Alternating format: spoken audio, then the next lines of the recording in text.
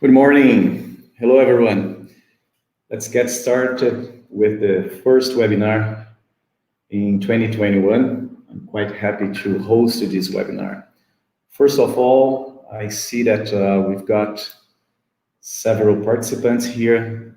Just let me know if you're listening to me, if everything's working well properly. Just use the chat box to say something if you are.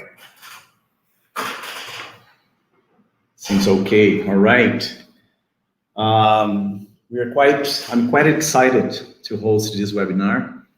We are going to talk about a very important topic.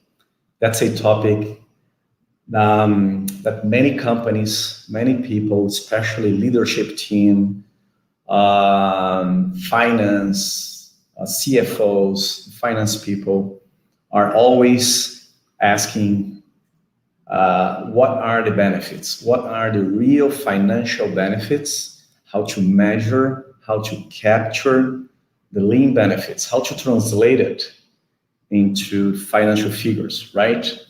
So we've got these questions a couple of times, many times in our projects, in our conversations with clients, with friends, and I'm quite happy to bring this topic to share and create a discussion, an open discussion about this financial figures, how to measure lean impact, right? With this, show me the money.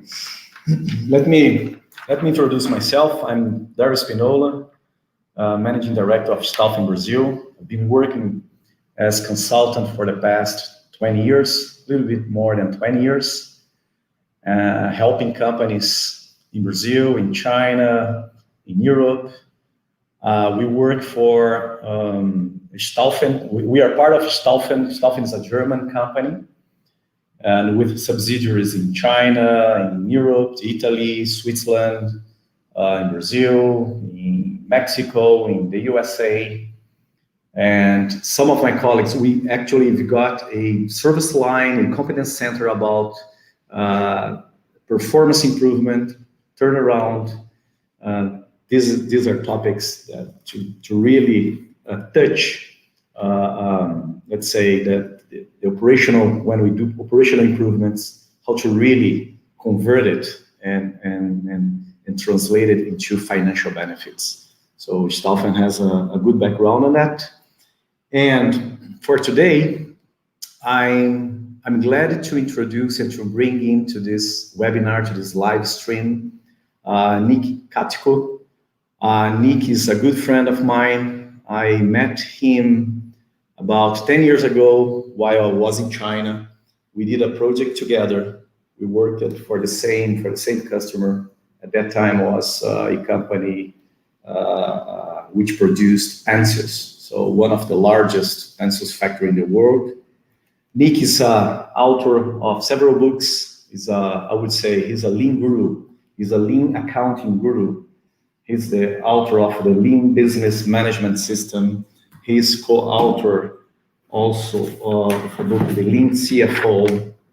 And he has been working as consultant, lean accounting consultant for the past several years, along with Brian Maskell, another, let's say, lean accounting guru. And currently, Nick is the president and CEO of BMA, which is Brian Maskell Association. It's a consultants company focused on lean accounting. Let us have Nick on the screen. Welcome, Nick. I'm very glad to see you here to host this webinar, to speak for you, and also we're keen to listen to you about your experience, your large experience on this topic, lean accounting.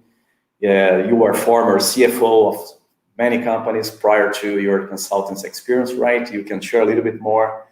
Please, you're welcome to joining us. Just before I hand over the mic to you, we are live on LinkedIn and YouTube. You all can please feel free to follow us in both channels so that you'll be receiving great news, updated news from ourselves, from Staufen, whenever we have something to share with you guys. Nick, please. Okay, thank you, Dario. Welcome, everyone. Thank you for inviting me to do this. Let me get my presentation started. And I just, everyone can see it. So as Dario said, I've been involved in lean accounting for over 25 years. The last 20 years working through BMA. Before that, I was CFO of a company that was very successful in lean transformation, and we actually put lean accounting in place. And even though I used the term lean accounting, this is not about the accounting department or the accounting function. It is more about really how do we account for the financial benefits of lean. I've been lucky enough over the years to work with large multinational companies such as Boeing and Nestle, and also work with smaller companies they're privately owned, that are all in different industries. So what I've learned over the years, and I'm a believer in lean, there is a long-term financial impact of a lean transformation. It will transform your financial statements. The possibility of increasing revenue, decreasing costs, increasing profit, and even on the balance sheet, we all know if we're in manufacturing that lean reduces inventory. Well, the reduction in inventory generates cash. And there's tremendous opportunity inside a business when you have more cash. You could pay down debt. You can invest more in capital. And so what's really important to understand in terms of calculating the financial benefits of lean thinking is how lean works financially. And it's a little bit different than the way most of us think about financial outcomes in lean organizations. I mean, in businesses. So let's get started. What I call the financial impact of lean is based on something that in the Lean CFO I wrote, I call it the economics of lean. It's the basis of all analytical practices. So whether you are analyzing the financial impact of one continuous improvement event, or maybe you're looking at, what's the impact of achieving a future state map, or even, what's the 3 to 5 year possible impact, financial impact of our lean strategy. The economics of lean apply. And it's very important to understand this is the foundation for the different analytical practices. Here's what is unique about lean, is that the financial benefits are not direct nor immediate. Now, this is counter to short-term thinking in most businesses. What most leaders and even managers in business expect is, okay, we do something, maybe some level of an initiative or a project, and we want to see the financial results very, very quickly. And so lean doesn't work that way, and that confuses a lot of people. This is about thinking, the way people think financially. So what is, we could talk all about lean, or we could talk about lean for a long, long time. A company commits to a lean strategy. And this, continuous improvement is solving problems. But it's studying, learning, and it takes time to do this. And that is one of the issues as to why you don't see the financial benefits very quickly because it takes time for an organization to learn about problems and solve them. And here's the other piece that is different, makes Lean different, is that the primary outcome of most improvements is capacity is created. Another way to think about capacity is time. Maybe, some of you who have been doing continuous improvement, you sort of understand this, okay? I think Lean practitioners really understand this. It's the people who really don't understand Lean that much, maybe financial people, senior leaders, that think, okay, well, Lean is going to cut our costs, for example. That's why many people consider Lean a time-based strategy. Eliminate waste, create more time. The financial benefit of Lean is using that capacity to create economic value in the company. I'm going to give you a few examples throughout this presentation. And that is what achieves long-term financial success. It is creating the time, creating the capacity, and then applying that capacity. And this is something I learned in as a CFO in my first exposure to Lean, where I was working in a family-owned manufacturing company. We had 5 to 7% sales growth a year. We reduced our lead times significantly. We were the best in the industry. We improved our on-time delivery, and not changing products, not changing prices. We served our customers better by using that capacity, and our sales started to increase over 20% a year with the same resources. And we made a whole lot of money. What's important to understand, and I'll mention this a few times, is capacity is time. So you're creating time. What's really important is not to try to put money to that or monetize time savings, because that's sort of the foundation of many financial analysis. Is we save this much time, so we have reduced our costs by so much. That is not always true. And the reason I bring this up now is because if that is an analysis that is used inside a company and it goes up to the leaders of the company, oh, we've done 5 improvement events and we've saved this much money, they expect it to show up in the financial statements, but it doesn't. You save time, that doesn't mean that your costs are going to go down. So we improve, we're continuously improving. We create that capacity. And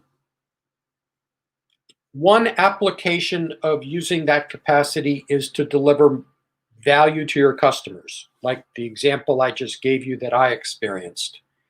Serve your customers better. Create a competitive advantage. That's what we did. The other is to reallocate that capacity inside the business to achieve long-term cost reduction. And I say long-term cost reduction because Lean does not usually have significant cost reduction in the short term. And there is a difference between cost reduction and cost cutting.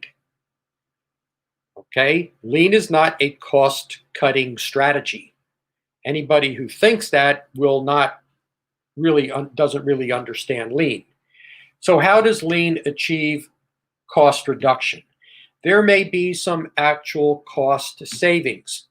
For example, you may conduct some improvement events and improve quality in manufacturing, so you're going to reduce your scrap expense. That's a real savings. In other cases, you may just create capacity, and that allows you to avoid spending money in the future. So if you created some capacity that your labor force can get more work out, and you avoid hiring more people. And that achieves sustainable financial success.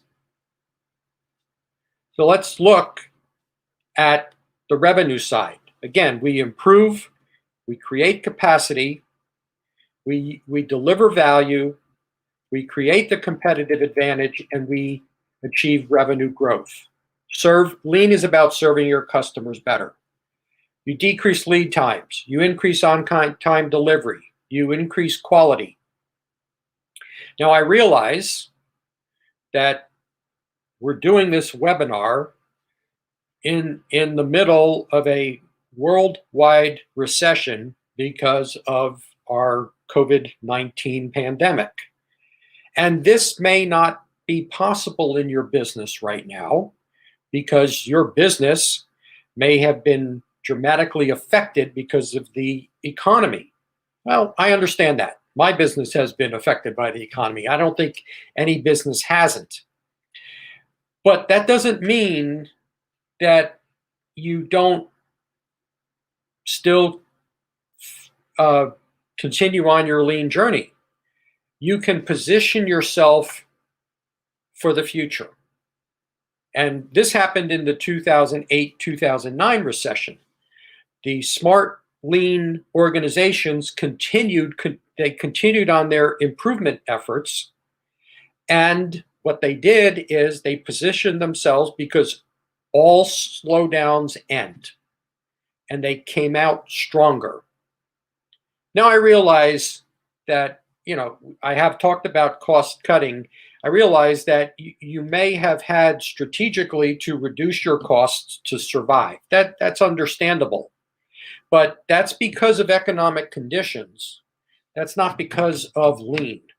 And I think it's important to keep that in your mind.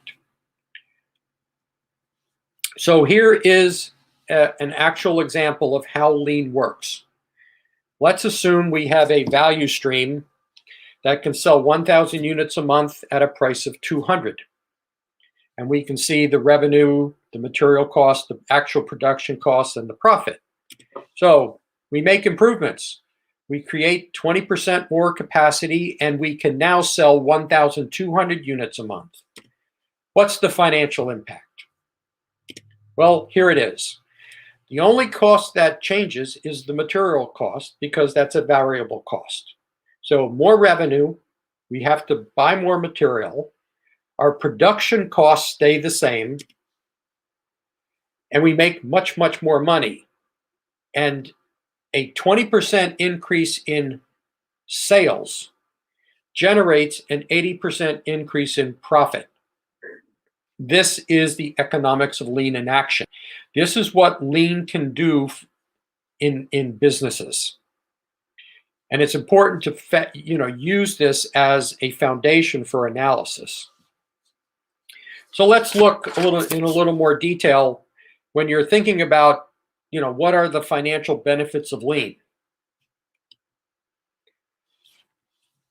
So I call this sort of the 6 areas of business financials that you need to look at when you're doing any type of analysis. Again, whether it is looking at one improvement event, looking at a series of improvement events, looking at an annual plan, or like a 3-year strategic plan, doesn't matter.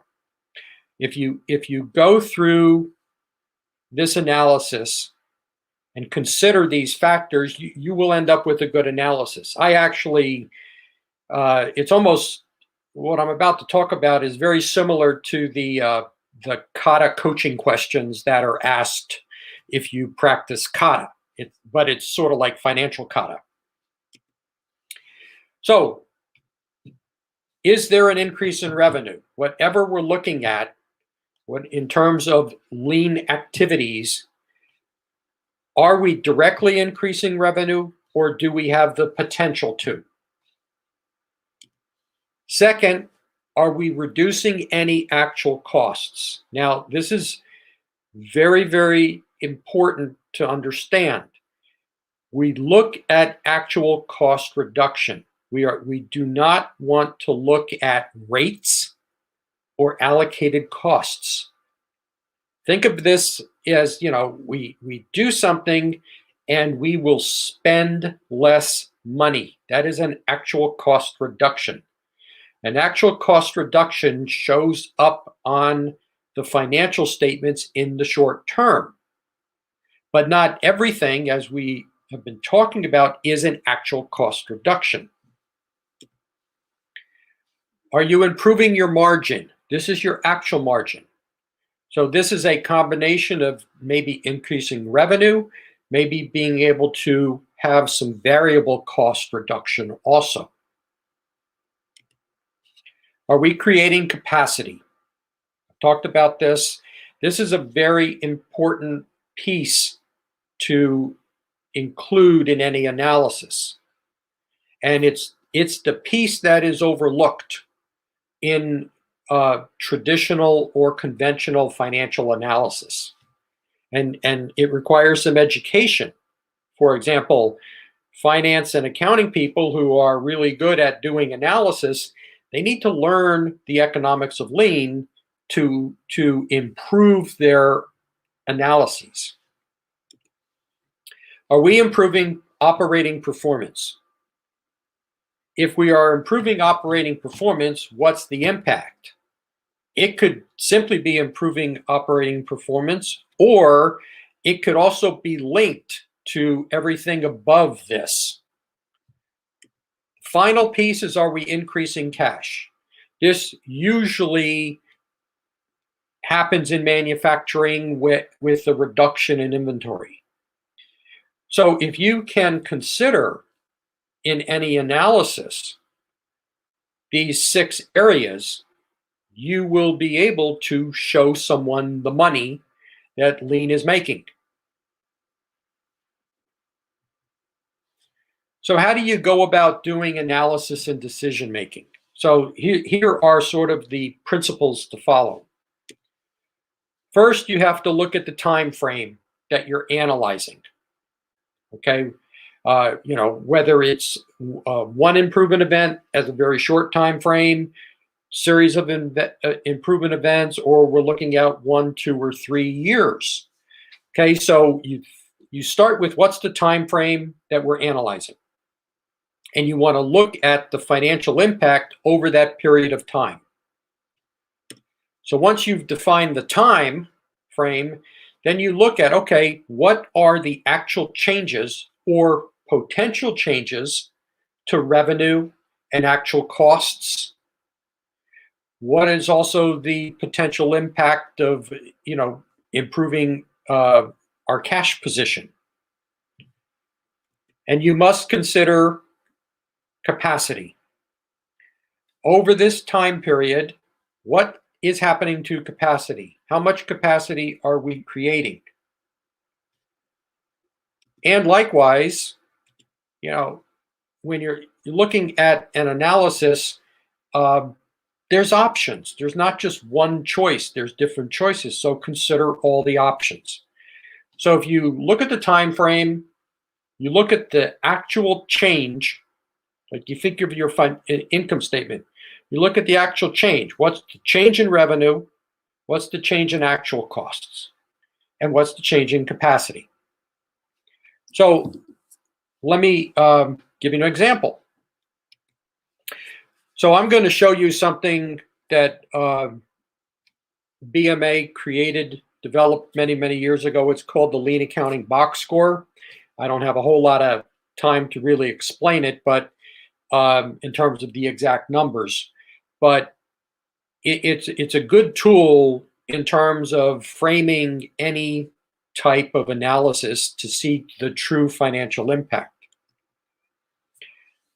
So let's say we've made, a business has made some improvements, or a value stream has made some improvements. You can see that on-time shipments have increased.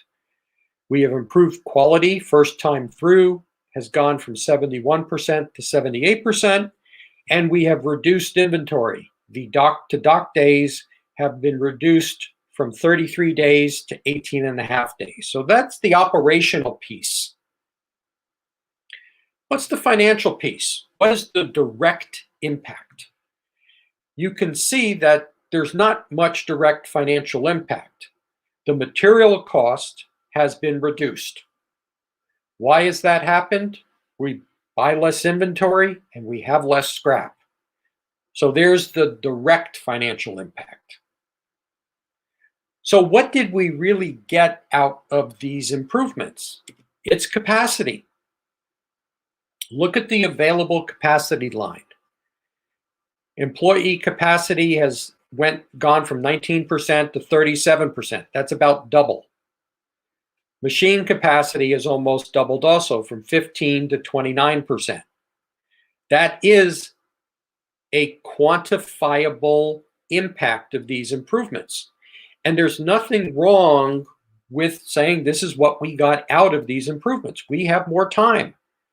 When you can put a number to the amount of time that is being saved or created, people understand that. People understand numbers, and they understand numbers moving in the right direction. They may not understand the improvement events, but they understand the numbers, the outcome. So again, we're just creating time. How much? We're not trying to turn it into money. That's the key. So then the question is, and this is sort of always the question in any analysis when you're in a lean organization, is what do we do with that capacity? So in this example, this company had the opportunity to sell more. So you can see that the revenue increased from 332,000 to almost 428,000. Our material cost goes up because that's a variable cost. Our conversion costs, which actually represent production costs, they stay about the same because we've created all this capacity. So how much money do we make? Well, from the current state, which was 104,000, we're now making almost 173,000. Even just the future state, it went from 107 to 173,000. That is a significant increase in profits, and it shows the true financial impact of making these improvements. Wish we had more time. I have many, many more examples that we could show, but I just wanted to give you an idea. Everybody wants to know the financial impact. Show me the money. Well, this is how you do it.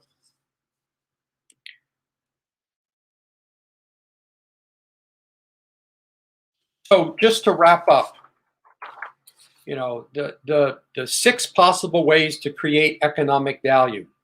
Use those as sort of like financial coaching questions. Whatever analysis is being done, you have to consider each area. It's a routine, it's a thinking routine more than anything.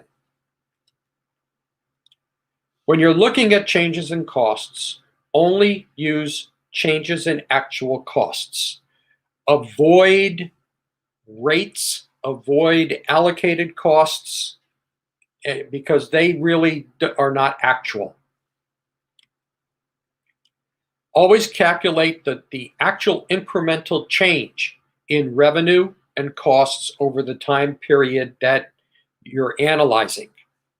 And if you're in manufacturing, do not use things like product costs, do not use absorption, do not use variances to try to analyze lean. Those numbers, which are usually system created, are what we call anti-lean. They will not drive you to good decisions. So that wraps up the presentation. Here's some contact information for me. There's our website. We have lots of free information there. We have blogs, videos, recorded webinars, a free Lean Accounting Toolkit for people in companies or consultants who want to be able to explain lean accounting very quickly to people in their company or customers.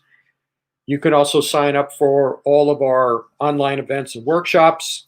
There's the way to contact me. You have more questions, please feel free to contact me. There's the Lean CFO book, which has been out for a while. And actually, I'm working on a new book and hope to have it out probably by April. And so if you are interested in keeping up with that, when that book is going to be out, just sign up for our mailing list and we will keep you informed. So that wraps things up. And I am going to stop sharing and turn everything over to Dario. Excellent. Thank you, Nick. And I'm looking forward to reading your new book. Yeah, I'm working on this as soon as this is over.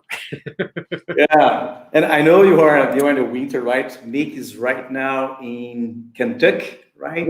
Yes. Lexington, Kentucky. Lexington, and it's a winter time, but I'm sure you are in a warmer place right now. And I have my sweater. Yes, we can see that. Well, always inspiring, and I'm always learning from you. Great introduction, let's say, to give a background.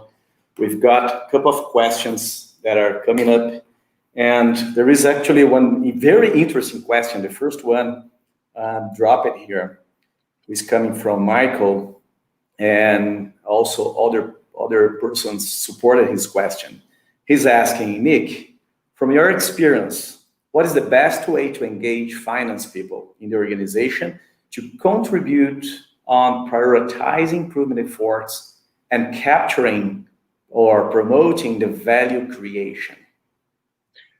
So this is an education process, okay? That, I mean, and there's a lot of people who, always say, oh, accounting doesn't understand anything about lean. It's because they haven't learned. And all of you who are experienced with lean, you know that you learn lean by doing it. You don't learn it by just reading a book. So one simple, easy way to engage your finance and accounting people is to invite them to participate in a continuous improvement event. Let them see what happens out there on the factory floor if you're, for example, reducing changeover time. That's really, really good. That's what happened to me as a CFO. I heard about lean. Okay, we hired people with lean experience, and they involved me personally and they educated me. And then I was able to make the connections, in my mind, the connections between improvements and financial outcomes. So involve them, or involve them in the floor, or help them improve something in accounting that they have a problem with. Get them to experience it. That's the easiest thing. That's the easiest way. Right. They could read a book, they could do some training, but it's experience that matters. I remember when we were in China that typically every company has its own, let's say, P&L, right? Yeah. Profit and loss statements, managerial result, managerial report.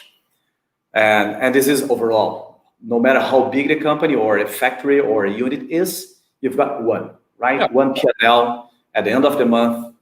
Ideally, the first working day of the next month, you've got it, but usually we have it in the 5th or the 10th working day, which is already you're looking into the past. But anyway, one thing that I learned is that if you are able to slice the company or the factory into many factories, right? Value streams. Yeah.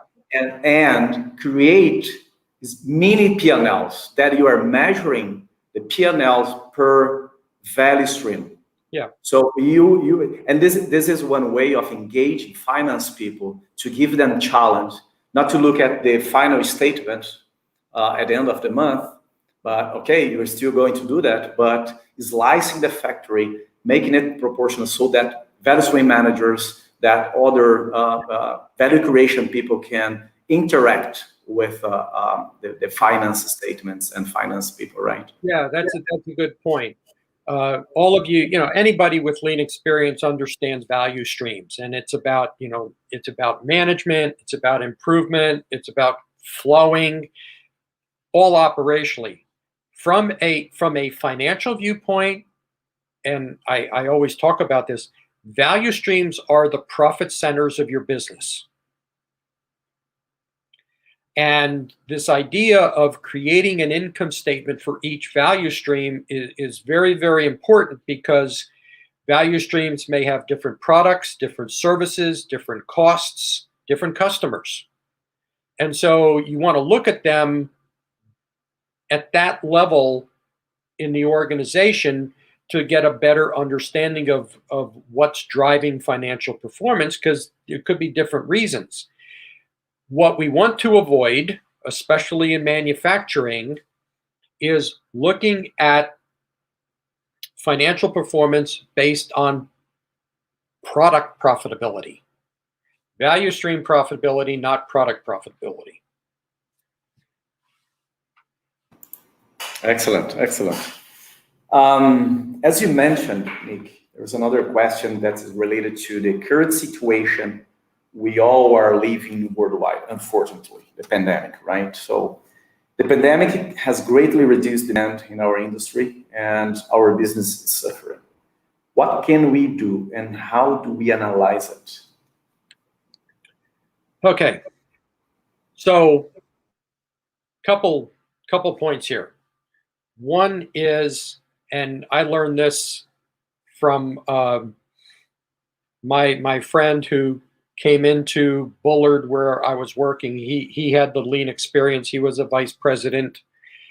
He would say, nobody loses their job because of continuous improvement, but if economic conditions change, we may have to make strategic business decisions for the survival of the business. Okay, so again, if your demand is down for the foreseeable future, you have to adjust for survival. And I think most people understand that, if it means reducing your workforce.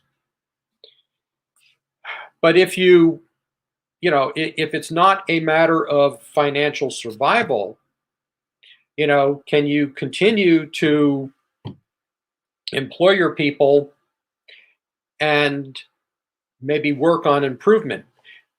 I'm very lucky to live very close to the first Toyota plant in the United States. What they did in the 2008 recession is they kept their workforce, but everyone took a pay cut. And the company also promised to make that up when the business came back. So you have to think strategically. Lean organizations think of their people as an asset. People solve problems. People improve continuously. It's not management. It's the people doing the work. So you have to really think this through. Again, short-term, long-term. What's the right answer? I can't say there's one right answer. It really depends on your company. That's totally true. Yeah, I've been talking to CEOs, to leadership team people who says, if we hadn't started lean a couple of years ago, 6, 5, whatever, but years ago, they wouldn't be able to go through this, let's say, worldwide economic situation at the moment, and still keeping the business running, keeping some employees, and so on and so forth. So this is a long-term initiative, right? And another point on the side and on the sales and revenue side, you have to make an assessment. Our demand is down. Is this permanent or temporary?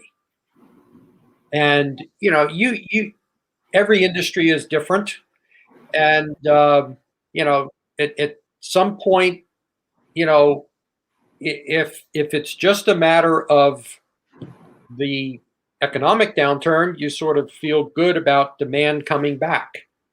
But if it's been, totally industry changing, that's a different issue. Right. Excellent. We've got an interesting question. Marco is actually challenging us, asking if I look at the example of data presented on the presentation, on the chart, I can see reduction of productivity and increasing of available capacity. That means for manager FTE reductions, how to avoid it? So, okay, if productivity is being reduced, I'm sorry, if a productivity measurement is going down, you probably won't see available capacity. Right. I'm not sure if the productivity that in the chart, in the figures you show it, okay. actually there is a reduction of productivity. I don't think so, but the sales. Okay, in the example, the productivity measure was sales per person, and in the current state and the future state, it was $7,472 per person. So the productivity remained the same because productivity is defined by output, like more sales per person. So in that example, all the improvements did was create capacity. And until you apply that capacity to selling more, you don't see the productivity improvements. Now, again, that goes back to asking those questions. What can we do with the capacity? Now, if you create the capacity, but you can't sell more, can you reassign that capacity in some form or fashion inside the business? It's very important and not to link improvement with reduction in people. If you do that, or if people even think that is what is happening, nobody's going to want to do continuous improvement.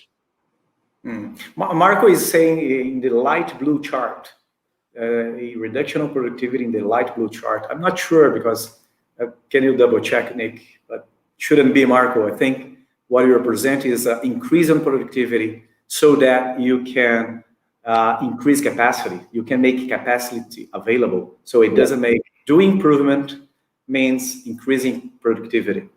Well, you do the improvement, you create the capacity, which then means you can increase productivity. That's sort of the sequence. Right. That's improvement sequence. Yeah. That's right. And again, if there's still any confusion about this, we can talk sometime in the future. Right. And Nick, one question that is related to it. So as we typically measure product costs or manufacturing costs, how do we identify the actual costs from, let's say, a lean accounting, lean finance point of view? How can we really measure and identify the actual costs? Sure. Okay, so let's just, everybody in your mind, think of a value stream. Okay, you organize your business by value streams. So part of that is who's working in the value stream. You can identify the people. If you happen to if you're in manufacturing and you have machines, you know which machines work in which value stream. You sort of have to look at what happens. You can possibly identify you know the materials that are in the value stream if it's manufacturing. So people, machines, and all the costs related to the machines and the material cost, those three costs usually comprise 80 to 90% of value stream costs. There are some costs which are shared, things like, the facility costs and maybe there might be some support functions or production monuments. Again, those are shared costs. They're shared by more than one value stream. So, look at the way the value stream is organized and structured, and you can identify the people, the machines, and the materials, and you have most of your costs. Excellent. One question from Michael, and he's saying, Nick, going beyond manufacturing, any recommended approach for realizing financial impact when implementing Lean in the in transactional or service organizations? Yeah, I actually have worked in some service organizations. So in service organizations, most of your costs are fixed. In service organizations, your primary cost is labor. And that is considered a fixed cost. It doesn't vary. So again, if we're making improvements, what are we going to do with those improvements? Can we sell more? Maybe we don't sell as much, we don't perform as many services, but we're improving customer satisfaction in some way. But we're avoiding future costs. I did work in a software company. Okay, so software development and customer support. And the problem in this company was that the existing customers were not always paying their support contracts because customer support was poor, and they weren't getting the software updates as fast as they wanted. And so it wasn't about necessarily new business, it was just about improving cash flow. So again, you can take those six categories of financial questions to ask, and you can ask it in a service organization. Yes, in my experience also in service organization, service process, we've got this, they're very much connected to client, right, to the final customer. So everything that is related to the final customer, that can be directly measured. For example, claims. If you improve your process for contractors, and then you do a lot of improvements on the process so that you're going to serve better your customer on time, the right product, right? So you have a reduction on claims. The same for quality or real work. So a lot of quality impact that are operationally measured, but can be directly translated into financial benefit. Yeah. Right? Yeah, and in the long run, serving in a service organization, and we can all, we all think this, pre-COVID, going to restaurants, you have a good experience in a restaurant, you tell your friends, or satisfaction, right? Or you sell more. Quality, the experience in service, the customer experience in service is very, very highly custom. It's based on it's based on that moment of interaction, and as opposed to a product, you know what the product's going to do. So again, just serving your customers better in service, in terms of your customers recommending others, and in the long run, maybe not in the short run, you're going to get more business out of it. So, again, what do we do with the capacity in service? If we're serving our customers better, that may be it. And so how do we apply that time to serving our customers better? In the long run, just one more point, in the long run, in a service organization, you could measure, for example, labor cost as a percentage of sales, and that should go down over time. That's I hope everyone is really capturing this point of doing improvements, increasing, creating capacity, not to making it. You are creating availability, right? You are making your process, your capacity more available. Yeah. What to do with it, right? Not simply to create availability and then or create capacity, create more to be more productive, and then do cost cutting on headcount, directly do headcount reduction, right? Yeah. So that you're not directly enlarging or taking the opportunity to enlarge the business. Yeah, and in most businesses, the conversation always turns to money. In a lean organization, you really want the conversation to turn to time. So you think about this. Okay, yeah, we want to serve our customers better. Who doesn't want to do that? But in order to serve our customers better, we have to spend more time doing what they want us to do, and less time doing everything else. So what are we doing with our time that's preventing us from serving our customers better? That's lean. That's lean, totally. And make it simple inside the organization. That's what you have. More money will come and show up on the statements, right? Bianca is asking one question. She says, for companies without lean in their strategy, and that they don't know lean, they don't have the lean mindset yet. Yeah. How to really get started on to lead projects and generate cost reduction? Well, again, you can apply the concepts that we talked about here today, even in a non-lean organization when you're doing any kind of analysis. Again, I think there's too much thought in all companies to cut costs. And so if people are thinking that way, it's just a matter of asking the right questions. Okay, which costs are actually being reduced? The only way you reduce, and here's a key point, and it's actually in something out of the Lean CFO book. The only way you reduce a cost is to spend less money.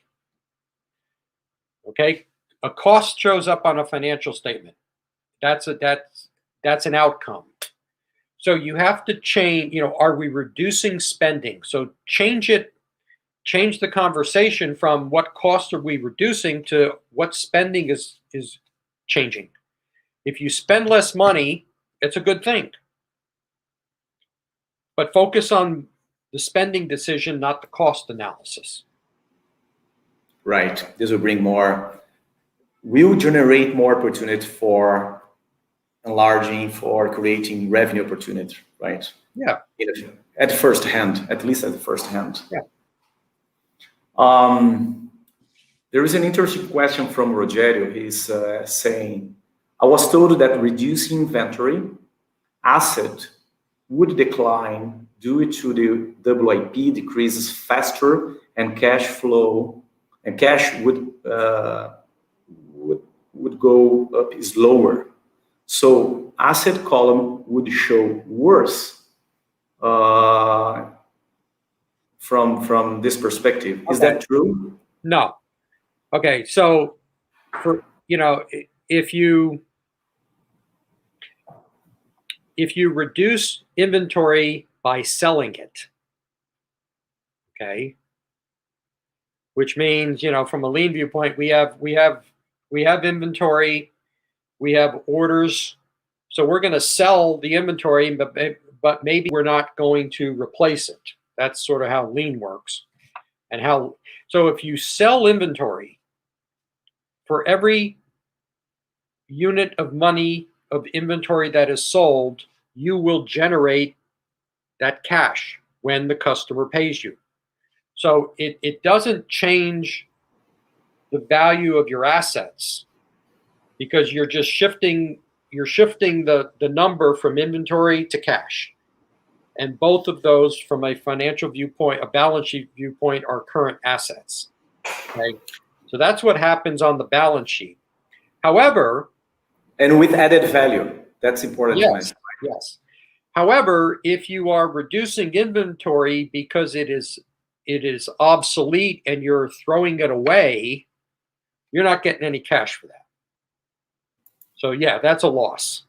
Then in this case, it is a loss. Yeah. But this is very interesting, because some finance guys, they think, oh, all right, inventory to me, it is in the left side, if I'm not wrong, of the balance sheet, right?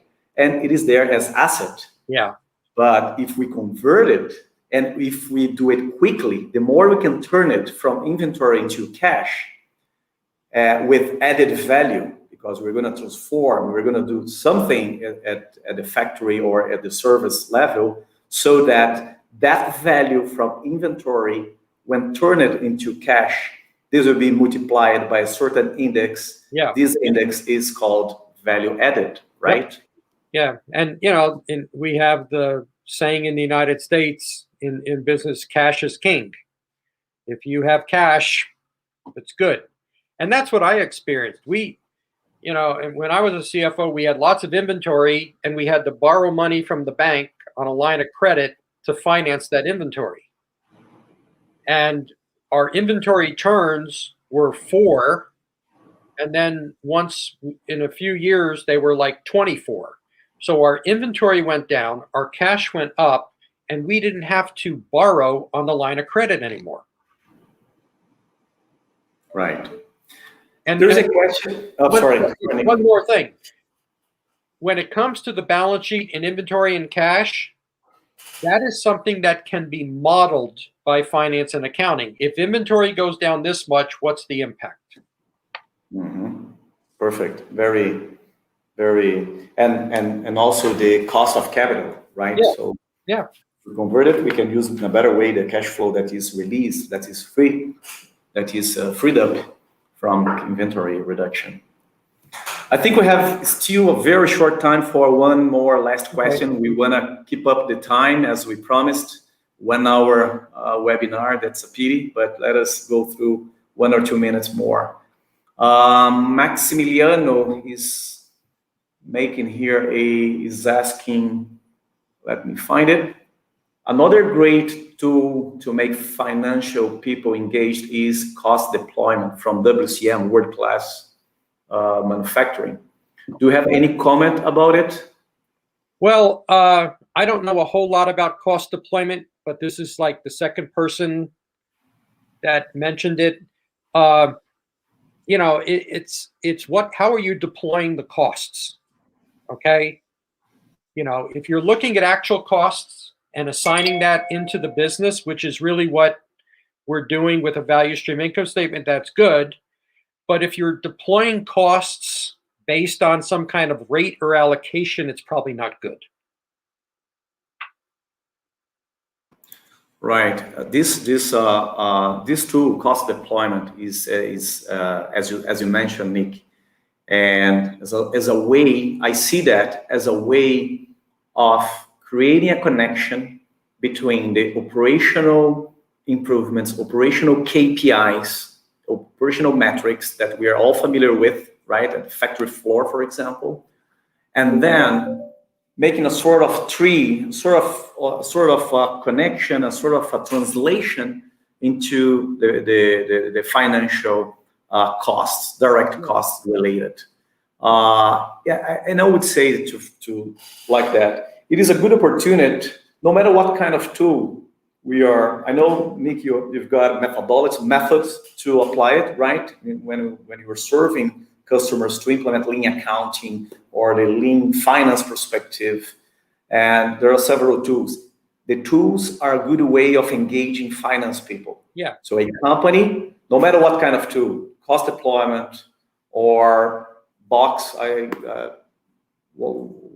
P&L and whatsoever tool that are appropriate for measuring lean initiatives and improvements on the transformation process, you can take this opportunity to engage accounting, finance people, and not rely to the operation. Yeah. I think my final, let's say, comment on that is to use no matter what kind of tool, but use it as a way of engaging more people towards the transformation, right? So, yeah, and you said that very well, and I think that's a good way to end. Again, thanks very much. If any of you have any questions, please feel free to contact me, contact Dario, and we can continue talking. Excellent, Nick. And for whoever is interested in that material presented by Nick, just drop your email in the chat box. So your contact will find a way to reach you, to send it out, right? Yes. Nick, thank you once again. Thank you. Great seeing you here on the screen. Yes. Hopefully in the near future, we can have you in Brazil. Yeah. So that you can share more your experience about lean accounting, lean finance, and do this, and perhaps support some companies in Brazil as well. All right. Thank you, everyone. Have a good day. Thank you. Thank you. Bye-bye.